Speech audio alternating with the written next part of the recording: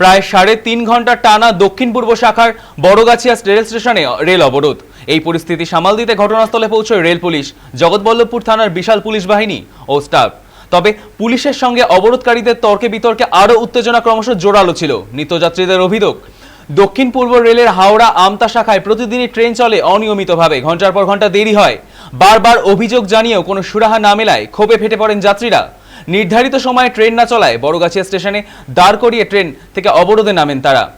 অবরোধের জেরে সম্পূর্ণরূপে ব্যাহত হয় ওই শাখায় ট্রেন পরিষেবা। এর জেরে চরম দুর্ভোগের শিকার হয়েছিলেন অফিস যাত্রী ও নিত্যযাত্রীরা। তবে শেষমেশ পুলিশ এসে লাঠিচার্জ করায় অবরোধকারীরা অবরোধ তুলে নেন। এই পুনরায় তারপর ট্রেন চলাচল স্বাভাবিক হয়েছে।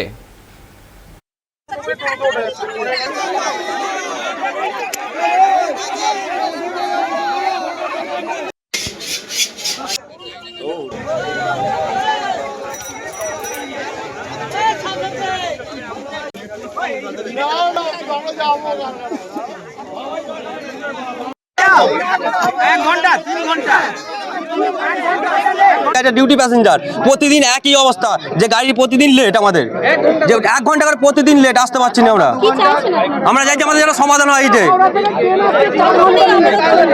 আমাদের যতক্ষণ সবাই অবরোধ চলবে, আমাদের যতক্ষণ আমাদের সমাধান করতে পারছে আমাদের অবরোধ চলবে। 6টা 40-এর ট্রেন প্রতিদিনই লেট হয়। লেটে কোনো হাওড়া থেকে লেট, আর এখান থেকে লেট। এ প্রায় 1-2 ঘন্টা করে লেট থাকে, প্রতিদিনই লেট থাকে। আমরা এখন খুব ধৈর্য হয়ে গেছে, মানে ধৈর্য বাইরে চলে গেছে। কি করার নেই, কি বলেন? আমরা চাইছি ট্রেনটা ভালোভাবে চলুক, টাইম টেবিল চলুক। আমরা এটাই চাই।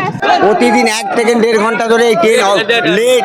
আমাদের কাজের পুরো সমস্যা একই ব্যাপার।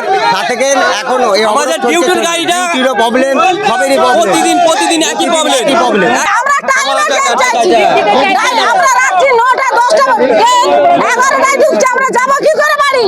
আমাদের দায়িত্ব নেবে।